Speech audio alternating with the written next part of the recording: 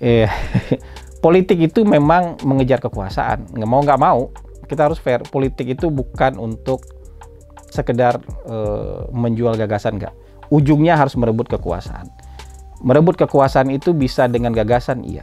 Tapi bisa dengan strategi, iya juga. Nah, kenapa perdebatan gagasan tidak terlalu menonjol di Republik ini?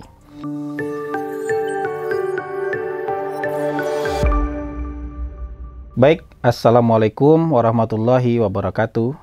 Kita jumpa lagi dalam siaran mikrofon Hasan Nasbi. Sekarang kita sudah sampai di episode yang ke-97.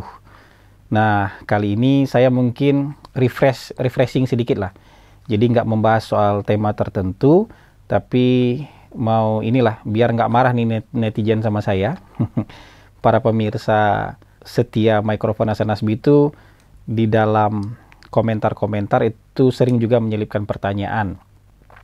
Nah, pertanyaan-pertanyaan ini menurut saya ada motivasi curiosity-nya lah. Motivasi keingintahuan. Dan jadi saya coba jawab semampu dan sejauh yang saya tahu.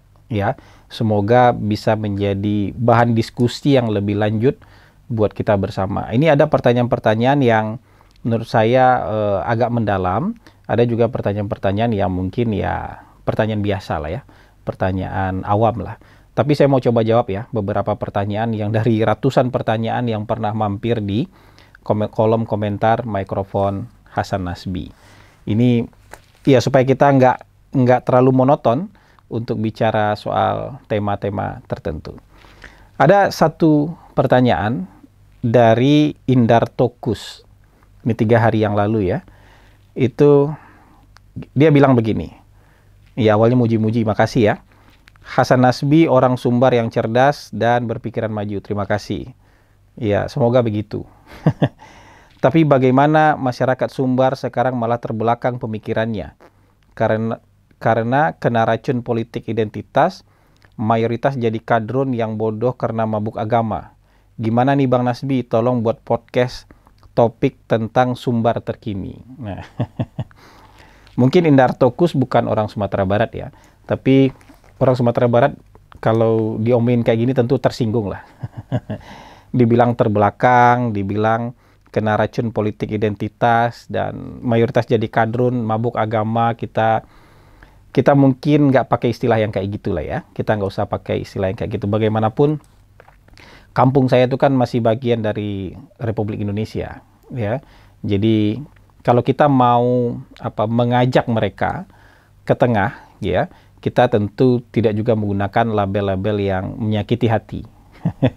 Label yang menyakiti hati.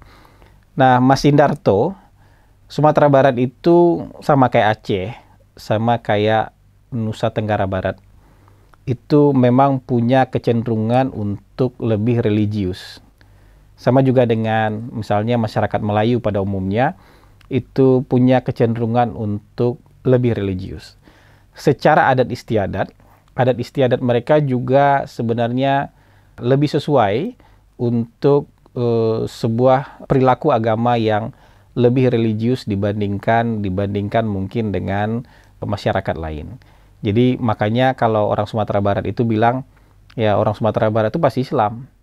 Ya, jadi kalau dia bukan Islam lagi, nggak dianggap lagi orang Minang kan gitu. Orang Minang itu pasti Islam. Kalau bukan orang Islam, sudah pasti bukan orang Minang kan kayak gitu.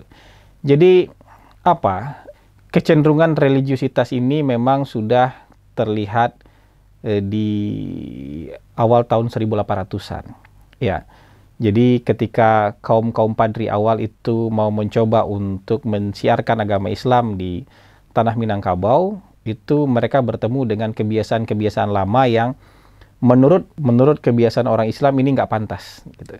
Jadi ada sabung ayam gitu kan yang dicampur dengan perjudian, ada mungkin yang juga minum-minum ya, ada perilaku-perilaku yang ya perilaku hiburan sebenarnya buat orang Minang di zaman dulu. Nah, itu kemudian dicoba dibersihkan oleh kelompok santri.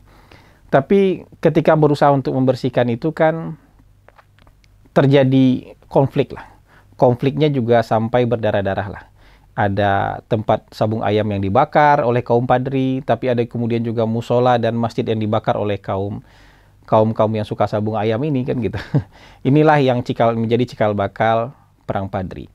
Pada ujungnya kan misalnya memang kaum Padri dan kaum adat itu bersatu. Dan yang menjadi superior adalah kaum Padri. Makanya muncul kesepakatan adat bersandi sarak, sarak bersandi Kitabulo. Oke, adat tetap bisa berjalan, tradisi tetap berjalan, tapi tidak boleh bertentangan dengan ajaran-ajaran agama yang dipahami oleh orang Minangkabau pada saat itu. Jadi kecenderungan puritanisme ini memang sudah ada.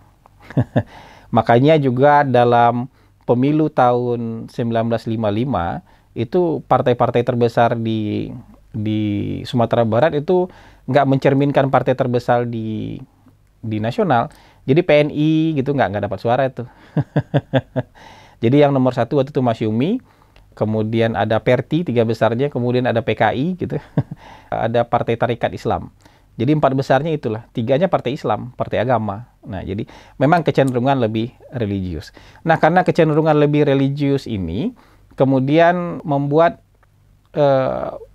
pola dan pemikiran politik orang Sumatera Barat juga dipengaruhi oleh cara pemahaman keagamaan mereka. Saya tidak merasa orang Sumatera Barat itu kadrun. Saya tidak merasa orang Sumatera Barat itu terbelakang. Tapi memang soal pahamnya agak unik. Gitu, pahamnya agak unik. Jadi kecenderungan religiusitas itu kuat. Jadi kalau ada misalnya politik nasional, konstelasi politik nasional, kemudian ada satu pihak mengambil jalan eksploitasi agama, maka orang Sumatera Barat tuh secara emosional tuh cenderung ke arah situ. Kenapa? Karena merasa ini kan bagian dari perjuangan agama. Karena memang dari sononya, gitu, dari sananya orang Sumatera Barat tuh merasa harus religius. Walaupun dalam kesehariannya mungkin dia nggak religius. Banyak loh sebenarnya orang-orang di Sumatera Barat tuh nggak religius sama sekali, tapi karena social pressure, tekanan sosial, mereka attitude-nya harus religius. Kan kalau kita mau fair ya, kos-kosan yang digerebek di Sumatera Barat kan juga banyak. Anda lihat aja berita-berita. Jadi kalau Satpol PP, walaupun saya nggak setuju ya dengan yang dilakukan oleh Satpol PP, kan, jadi kalau Satpol PP lagi menegakkan perda, di seluruh kabupaten kota yang ada di Sumatera Barat itu ketemu aja tuh, banyak aja tuh ketemu hal-hal yang melanggar perda. Dan rata-rata hal-hal yang melanggar perda itu juga dianggap melanggar ketentuan-ketentuan agama. Misalnya pasangan-pasangan yang kumpul di luar nikah, kos-kosan yang begitulah gitu. Atau perbuatan-perbuatan asusila terhadap anak tiri, terhadap anak kandung, bersaudara kandung. Yang begitu-begitu tuh di Sumatera Barat juga banyak sekali, nggak jauh beda dengan daerah-daerah lain. Cuman secara attitude, secara perilaku yang ditampilkan di depan publik ada semacam social pressure bahwa kalau kita sebagai orang Minangkabau ya harus religius. Jadi kalau kita kurang-kurang religius kelihatannya ini udah hilang Minangnya kan gitu. Jadi bukan, menurut saya tergantung konteks politik ya. Kalau misalnya konteks politik nasional nanti tidak ada lagi pembelahan cebong kadrun ya, tidak lagi ada eksploitasi politik keagamaan, eksploitasi politik identitas. Saya rasa orang Sumatera Barat juga akan kembali ke tengah. Sebagian besar akan kembali ke tengah. Mungkin perilaku mereka tetap religius, tapi pikiran politik mereka tidak akan sekeras itu. Tapi memang kalau sudah ada eksploitasi agama, orang Sumatera Barat cenderung ke arah sana. Cenderung ke arah sana, ya, cenderung ke arah sana. Tapi kalau kita lihat sekarang kan partai terbesarnya di sana kan Gerindra kemarin ya, bukan juga partai agama kan. Ya, partai terbesarnya Gerindra, bukan partai PKS gitu kan. Bukan PAN, bukan PKB. Jadi menurut saya itu sesuatu hal yang unik aja. Sesuatu hal yang unik. Mungkin berbeda dengan pikiran kita, berbeda dengan pikiran saya, tapi saya nggak mau bilang itu terbelakang. Jadi ini sebuah pilihan-pilihan politik aja. Jadi kalau orang yang angot, orang yang sempit pikirannya, orang yang apalagi, itu ada di mana-mana menurut saya. Ada di mana-mana, tidak hanya di Sumatera Barat. Mungkin itu ya. Kemudian ada pertanyaan berikutnya, ini 2 minggu yang lalu nih, pertanyaan dari Agam Kumpi. Ini juga masih agak berhubungan ya.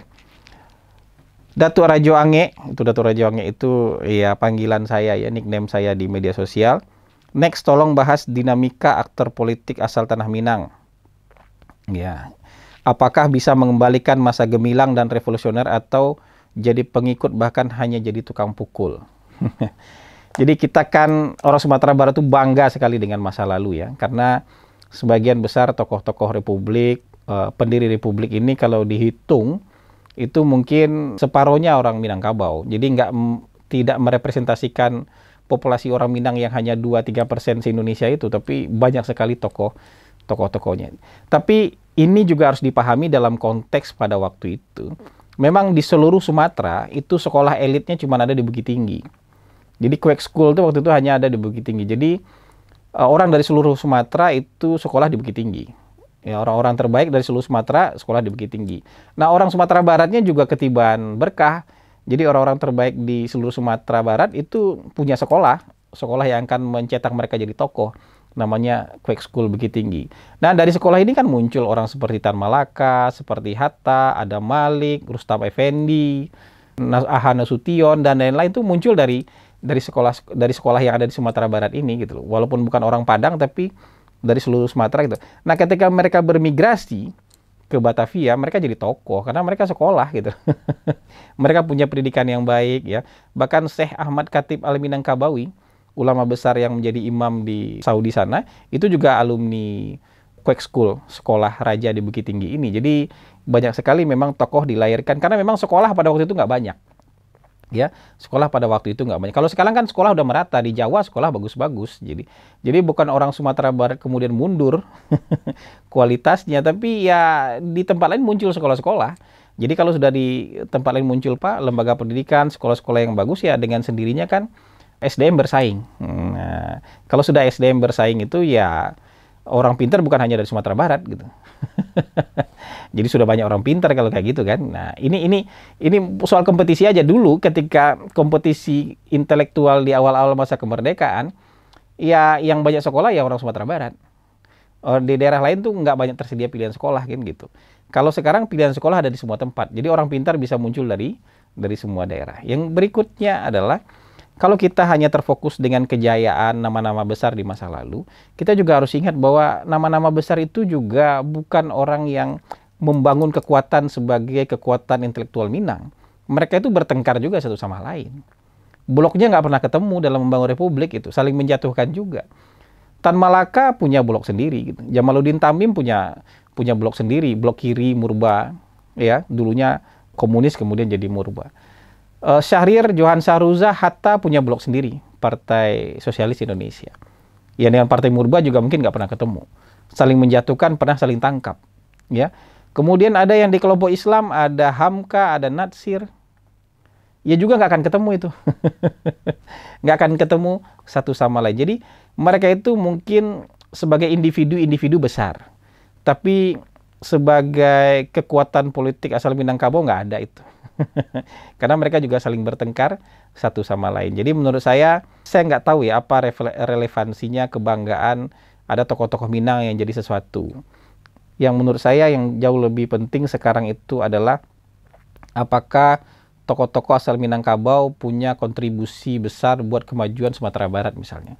Kalau benar misalnya, ada sebagian kita yang menganggap Sumatera Barat itu sudah agak tertinggal dibandingkan daerah lain, ya kualitas pendidikan mungkin agak tertinggal, bukan berarti kemudian mundur, enggak, agak tertinggal aja karena daerah-daerah lain itu majunya lebih cepat, Sumatera Barat majunya lambat. Nah, jadi tertinggal dibandingkan daerah lain. Nah, sekarang tokoh-tokoh yang merantau misalnya, atau tokoh-tokoh yang sudah jadi besar punya kontribusi enggak terhadap Sumatera Barat? Dibandingkan memikir bahwa ini harus ada tokoh besar asal Minangkabau, harus ada tokoh pemimpin asal Minangkabau, menurut saya lebih baik kita memikirkan apa yang bisa jadi sumbangsi kita untuk Sumatera Barat, untuk Minangkabau. Saya sih sudah sampai di level nggak peduli lagi ini orang mana. Orang Minang kah yang jadi presiden atau enggak? Ada nggak orang Minang yang jadi menteri atau enggak? Saya nggak peduli itu. Tapi buat saya pasti selalu banyak orang Minang yang hebat. Entah itu hebat dalam soal politik, hebat dalam soal ekonomi, di dunia profesional. Nah, orang-orang Minang ini punya kesadaran nggak sebagai orang yang berasal dari sebuah daerah yang menyenangkan dan membanggakan dan punya tanggung jawab terhadap generasi hari ini yang harus dipacu juga agar majunya sama cepatnya dengan daerah lain. Ya agar kemajuan pendidikan, kualitas manusianya bisa mengejar daerah lain. Nah gitu. Jadi itu aja buat saya yang penting. Jadi kalau mau jadi besar atau nggak besar itu dunia sudah berubah cepat lah. Ya sekarang ada teknologi, kita nggak harus selalu besar dalam soal politik. Kita juga bisa besar dalam soal ekonomi. Kita nggak harus selalu jadi konglomerat, tapi kita bisa punya peran penting dalam menguasai teknologi misalnya. Jadi banyak hal yang bisa kita lakukan. Jadi kalau saya, orang Minang cuma jadi tukang pukul, cuma jadi tukang sorak, nggak apa-apa. Orang Minang sekarang cuma jadi tukang kipas, ya nggak apa-apa. Orang Minang nggak ada yang bisa jadi presiden, iya nggak apa-apa. Tapi suatu saat mungkin ada orang Minang yang jadi presiden. Suatu saat mungkin ada orang Minang yang jadi tokoh sangat penting di Republik, bisa jadi. Tapi hari ini nggak ada, ya nggak apa-apa. Karena kita sudah jadi Indonesia nih. Sudah jadi Indonesia nih. Representasi Minang itu mungkin cuman hiburan sesaat ketika orang itu muncul. Tapi berikutnya apa sumbangsinya kita kan nggak tahu. Ngapain ada representasi? Oh ini ada orang Minang jadi menteri, tapi apa sumbangsinya buat kampung halaman kita nggak tahu sama sekali. Jadi buat saya, entah itu masa gemilang atau enggak, ya zaman dulu itu ya banyak aja tokoh-tokoh Minang, tapi entah gemilang buat Sumatera Barat, saya nggak terlalu yakin. Ya, saya nggak terlalu yakin apakah itu masa gemilangnya Sumatera Barat. Baik, ada pertanyaan ketiga. Udah mau tanya, jujur, sekarang jadi konsultannya Prabowo kah? Ini straight to the point nih. Analisanya bagus tapi terselip diksi puja-puji ke Prabowo. Sah-sah saja sih, namanya juga bisnismen, ya nggak sih? Terus mengedukasi masyarakat. Terima kasih ya sebenarnya sama dukungannya. Saya perlu tegaskan, saya bukan konsultannya Prabowo hari ini. Nggak tahu ke depan, saya nggak tahu. Tapi hari ini kan belum ada calon presiden yang definitif. Jadi yang jelas saya bukan konsultannya Pak Prabowo. Nah, kenapa ada diksi puja-puji soal Pak Prabowo? Coba kita renung baik-baik.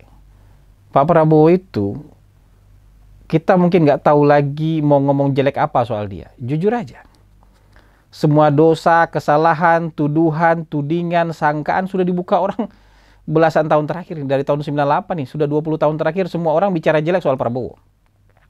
Dosa dia yang paling berat sudah diomongin sama orang. Ya, kita hampir nggak tahu lagi mau ngomong jelek apa soal Pak Prabowo. Itu satu hal. Jadi kalau saya sekarang bicara soal jelek soal Pak Prabowo, itu juga mungkin semua orang sudah tahu. Jadi hanya mengulang-ulang kaji lama aja. Nah, sementara kita makin ke sini, muncul 1, 2, 3, 4, mungkin juga nggak banyak sisi-sisi baiknya Pak Prabowo. Ya kan? Sisi-sisi baik yang buat kita, oh, Prabowo ternyata orang yang loyal. Ketika dia jadi menteri kelihatan loyal sekali, nggak ada sekalipun dia ingin terlihat melawan presiden misalnya. Loyal sekali. Ya, itu kan fakta yang baru kita temukan. Prabowo ternyata seorang yang punya perasaan halus, terutama terhadap bawahan-bawahan itu, tentara-tentara baru itu. Oh, itu kan hal yang baru kita temui. Prabowo ternyata ingat dengan anak buahnya di masa lalu yang walaupun pangkatnya hanya sersan mayor, pangkatnya hanya sersan, hanya kopral, pangkatnya hanya, iya yang bawah-bawah itu, dia ingat nama. Sampai yang dia cerita soal prajurit di Papua yang pernah ngelawan dia itu, sersan mayor itu. Bukan melawan ya, tapi berani membantah dengan bahasa mereka kayak gitu. Tapi dia ingat nama, dia ingat cerita itu. Kita baru tahu, oh itu sisi lain dari Prabowo yang selama ini kita tidak pernah temui. Jadi buat saya bukan puja-puji terhadap Pak Prabowo, tapi kita sudah jenuh dengan cerita buruk tentang Pak Prabowo yang setiap hari kita makan, kita telan dalam 20 tahun terakhir. Kita kemudian setelah itu semua jenuh, kita berhadapan dengan, oh orang ini ternyata begini, baik sekali. Orang ini ternyata loyal sekali. Orang ini ternyata jiwa patriotismenya nggak diragukan lagi. Kita ketemu hal-hal yang baru. Jadi mungkin daripada mengulang kaji-kaji lama yang sudah membosankan itu, ya lebih menarik kita membicarakan hal-hal yang baru kan. Hal-hal yang baik. Nggak mungkin orang itu jelek selalu sisi hidupnya. Pasti ada sisi-sisi baik. Nah kalau soal sisi baik itu ya kenapa kita nggak ceritakan. Jadi ini bukan dalam rangka ngumbang-ngumbang Pak Prabowo. Bukan dalam rangka muji-muji Pak Prabowo. Ini faktanya aja seperti itu. Ya, karena dia adalah capres mungkin paling komplit hari ini. Komplit dalam arti dia punya partai dan dia punya elektabilitas, yang nggak ada salahnya kita sematkan sedikit kalimat-kalimat positif terhadap terhadap Pak Prabowo, ini yang fair aja, fakta, bukan mengada-ada kan gitu. Jadi gitu ya, saya bukan konsultannya Pak Prabowo sampai hari ini. Nggak tahu kalau besok dikontrak, nggak tahu saya. 2 hari lagi kontrak, nggak tahu. Tapi sampai hari ini saya bukan konsultannya Pak Prabowo. Ada lagi pertanyaan berikutnya. Hormat buat Pak Hasan Nasbi, analisisnya selalu menarik. Terima kasih ya. Boleh request Pak buat konten tentang sisi positif yang dilihat dari para bakal calon. Nah, ini terkait dengan yang tadi nih. Terutama dari sisi kepribadian yang tidak terlihat jelas di publik. Saya sudah sampaikan sedikit tadi ya soal Pak Prabowo. Soalnya konten ini diceritakan kalau Pak Hasan Nasbi cukup kenal dekat dengan Pak Anies. Jadi saya kira cukup kenal juga dengan Ganjar dan Pak Prabowo. Bahas sisi positifnya aja, karena kalau bahas dari sisi negatif nanti jadi kontroversial. Nanti kita buat segmen khusus lah ya membahas ini. Walaupun saya harus akui kalau kenal dekat dengan Ganjar enggak. Kenal dekat dengan Pak Prabowo juga enggak. Ya, kalau kenal dekat ya, kenal iya, tapi kenal dekat enggak. Tapi kalau sama Mas Anies kenal dekat. Jadi bedanya itu. Jadi kalau kita mau melihat ya gini, tidak ada orang yang sudah sampai di level ini, di level copras-capres ini. Tidak ada orang yang jelek aja masa hidupnya, nggak mungkin. Pasti banyak bagusnya. Pasti banyak keputusan-keputusan dia yang benar dibandingkan keputusan-keputusan dia yang salah. Kenapa? Karena dia sampai di level ini. Orang seperti Mas Anies pasti lebih banyak keputusan-keputusannya yang tepat dibandingkan keputusannya yang tidak tepat. Pasti lebih banyak kapabilitas dibandingkan kegagalan. Pasti lebih banyak sukses dibandingkan kegagalan. Kenapa? Karena dia sampai di level ini. Orang seperti Pak Prabowo itu pasti lebih banyak cerita sukses daripada cerita gagal. Kenapa? Dia sampai di level titik seperti ini sekarang. Orang seperti Ganjar juga seperti. Jadi orang ini pasti orang hebat. Orang seperti Ibu Puan, orang seperti Pak Erlangga juga seperti itu. Orang seperti Pak Erick Thohir juga seperti itu. Pasti lebih banyak kehebatannya daripada kekurangannya. Pasti lebih banyak cerita suksesnya dibandingkan cerita gagalnya. Kenapa? Karena mereka sampai di titik yang seperti sekarang. Kalau orang lebih banyak cerita gagalnya dibandingkan cerita suksesnya, nggak mungkin sampai di titik ini. Dia jadi gembel aja sekarang. Dia jadi orang biasa aja gitu. Orang-orang seperti kita ini 50-50 lah. Orang seperti saya ini 50-50 lah. Mungkin cerita gagal sama cerita suksesnya hampir sama banyak. Karena cuma sampai di level seperti saya. Tapi orang yang sudah sampai di level seperti Anies, Ganjar, Prabowo, Erlangga, Erick Thohir, siapa lagi? Ibu Puan, itu pasti lebih banyak suksesnya dibandingkan gagalnya. Itu yang menyebabkan mereka jadi orang hebat gitu loh. Apakah kemudian mereka tidak ada punya kekurangan? Pasti punya kekurangan. Lebih dari satu kekurangannya pasti. Cuman kan kekurangan itu lagi-lagi seperti tema yang pernah saya bahas. Kita masih bisa terima nggak cacatnya? Kita masih bisa toleransi nggak kekurangannya? Kita masih bisa welcome nggak sama aib-aibnya? Kalau masih bisa terima, ya nggak apa-apa. Nah, kalau pertanyaan berikutnya, kita butuh nggak skillnya dia? Kita butuh nggak kehebatan dia hari ini? Bukan hanya sekedar suka nggak suka, tapi skill, kehebatan, kemampuan leadershipnya kita butuh nggak hari ini? Kalau kita nggak butuh, ya udah, mau sehebat apapun kan kita nggak butuh. Yang kita butuhkan mungkin orang lain. Jadi buat saya calon-calon pemimpin tuh nggak ada yang nggak hebat, pasti hebat, ya, karena mereka sudah sampai di level ini. Nggak mungkin orang sampai di level copras-capres nggak hebat tuh, nggak mungkin. Nggak mungkin Anda bisa bilang, ini orang payah ini, orang jelek ini. Ya, yang jelas dia lebih bagus daripada Anda.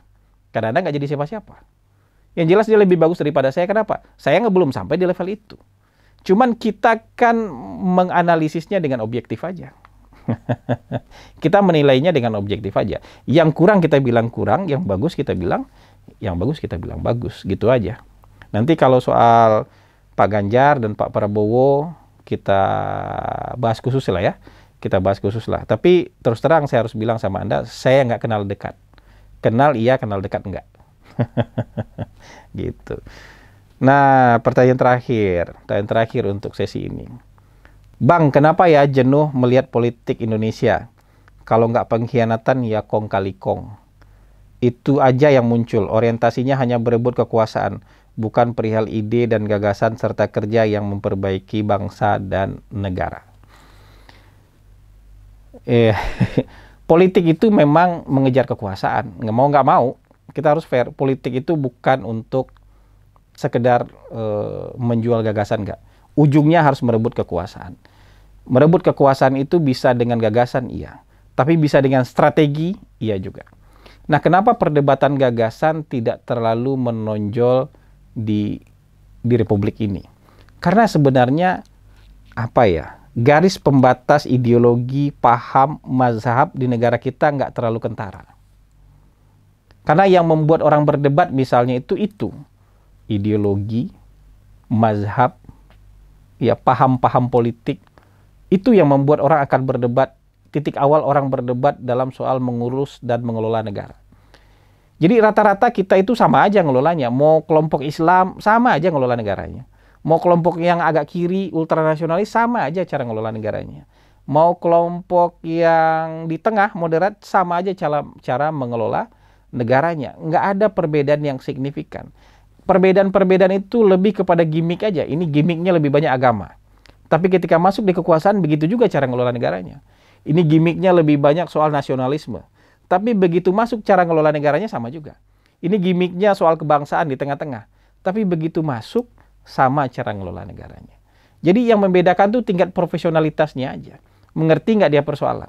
Tapi cara mengelola negara menurut saya akan sama aja. Tekniknya akan sama aja. Jadi nggak akan ada perdebatan itu. Perdebatan yang prinsipil soal pajak misalnya nggak akan berdebat mereka. Soal prinsipil, soal misalnya kebijakan luar negeri, nggak akan berdebat. Mau kelompok Islam sekalipun yang berkuasa di Republik ini, dia akan berhubungan juga dengan RRC kok. Mau kelompok yang ultranasionalis sekalipun, kelompok kiri sekalipun misalnya, yang berkuasa di Republik ini, dia akan tetap berteman dengan Turki, tetap berteman dengan Saudi, tetap mendukung kemerdekaan Palestina, tetap nggak mau berhubungan dengan Israel. Menurut saya akan sama aja. Ya. Jadi makanya perdebatan gagasan, ide itu nggak akan terlalu menonjol di kita. Jadi perdebatan itu lebih kepada gimmick-gimmick aja.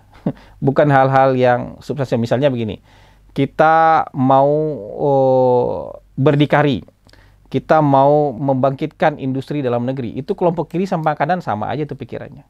Kita mau buka investasi buat asing, dari mau kiri mau ke kanan, itu akan sama aja. Hari ini kan pendukung-pendukungnya aja yang bilang tolak asing, tolak asing, anti Cina, dan segala macam. Kalau berkuasa ini, calon mereka yang mereka dukung, partai yang mereka dukung, nggak akan bisa tolak juga. Akan tetap berurusan juga dengan RRC. Kenapa? Itu kekuatan ekonomi besar, realnya begitu di Asia. Bukan hanya di Asia, di dunia. Nggak mungkin kita nggak kerja sama mereka. Jadi buat saya nggak akan terlalu banyak perdebatan yang signifikan kecuali soal yang levelnya teknis lah.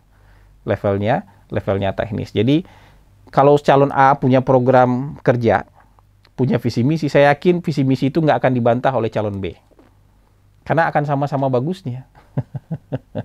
Jadi ya mereka akan perdebatan itu makanya di sisi-sisi yang sifatnya gimmick dan nggak ada urusannya soal pembangunan.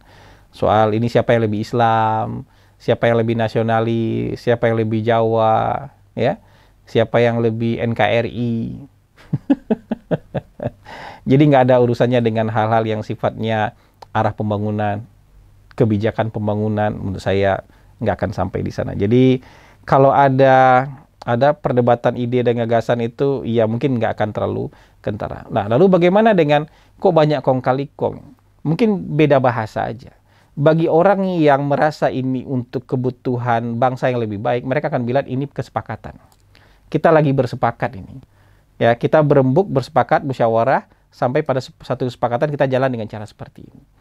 Ada juga orang yang bilang pengkhianatan. Iya, dari satu sisi kita bisa lihat pengkhianatan, tapi dari sisi lain kita berbeda pendapat. Karena kita berbeda pendapat, jadi kita pisah. Kita nggak jadi koalisi misalnya. Kita keluar dari koalisi, bisa jadi begitu. Jadi tergantung kita mau maknai seperti apa. Karena memang politik itu intinya bersepakat di satu hal, kemudian tidak bersepakat di tempat lain. Jadi mungkin seperti itu ya. Jadi kita mau memaknai politik itu dengan cara yang idealistik, atau kita mau memaknai politik itu dengan cara yang lebih realistis. Kalau dengan cara yang lebih realistis, kita akan lebih mudah menerima dan nggak baper, nggak stres, ya. Tidak pula frustasi untuk melihat, wah politik kita gelap, enggak. Politik itu di mana-mana memang seperti itu. Jadi mungkin itu saja ya yang kita bisa respon ya dari pertanyaan-pertanyaan netizen. Semoga bisa bermanfaat. Jadi nanti Mungkin kita akan agendakan rutin seperti ini nih. Ada pertanyaan-pertanyaan dari netizen yang kemudian disaring oleh tim Mikrofon Hasan Nasbi, kemudian kita bacakan dan kita jawabkan di siaran Mikrofon Hasan Nasbi. Terima kasih. Wabillahi taufik wal hidayah. Wallahu muwaffiq ila aqwamit thoriq. Assalamualaikum warahmatullahi wabarakatuh.